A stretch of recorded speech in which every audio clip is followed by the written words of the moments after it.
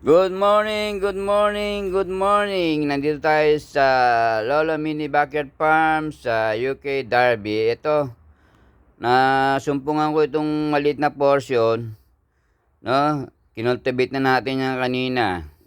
So yan, may mga steak na tinaniman ko, no? Yung dito, siling maliit lang yan, labuyo, no?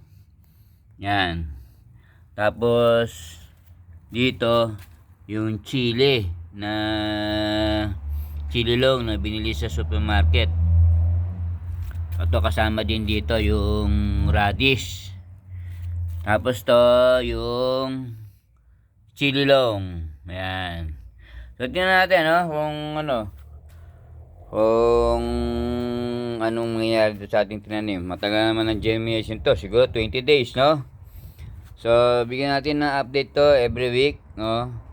Thank you very much sa ating followers. So, diniligan lang natin siya ng hugas bigas, no? So, wala tayong So, pag mayroon pang organic, lalagyan natin ito sa gilid. Yan.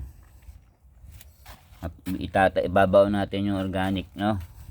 Organic na kitchen scrap. Okay?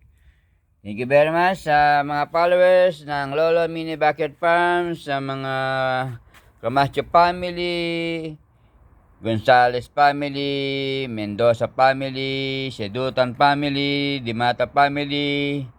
Thank you very much sa lahat ng followers natin. Thank you kay Lord. Meron tayong pinagtataniman dito sa UK Derby.